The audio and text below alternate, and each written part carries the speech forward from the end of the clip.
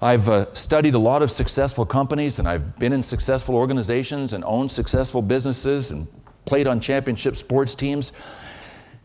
And there's a common denominator with all of those groups that are successful. There's an abundance of people that I began calling energy sources.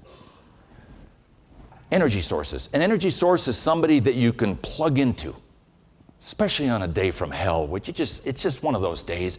Maybe you just want to smile. When you in this energy sources company, you find yourself smiling because they're always smiling. An energy source is never down, never seems tired, never complains. If they ever don't feel well, they probably won't tell you. They'll keep it to themselves. If you want somebody to volunteer, the energy source is the first one to put up his hand or her hand and say, I'll help you. When you're in an energy sources company, you never think that failure is even a remote option. Energy sources have a way of leaving every situation better than they found it.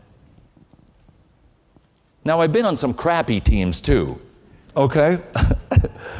And I've functioned in some less than desirable situations in other organizations. And there was a common denominator with those groups that didn't do well as a group.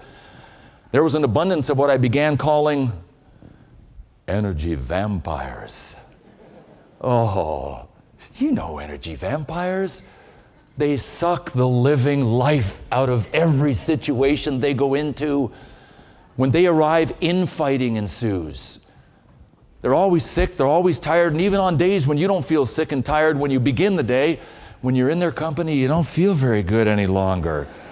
It's always something with an energy vampire. They will complain about everything, but do you think one day, just one day, they could offer a solution? Nah, not their style.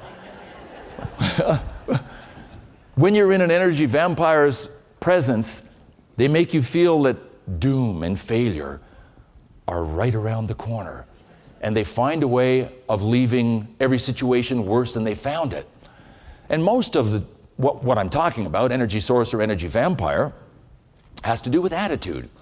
So attitude, and attitudes will get tested, won't they? I already talked about some of the issues that you and your industry and you and your personal lives are facing.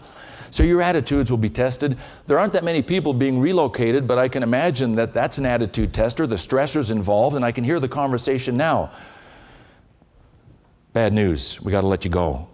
Good news, we're going to offer you another position to stay with the company. Of course, it's for way less money, and you're going to have to relocate.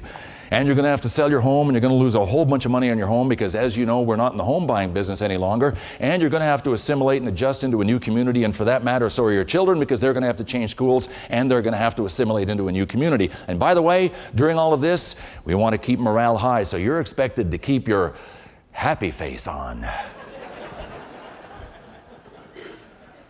This is my happy face.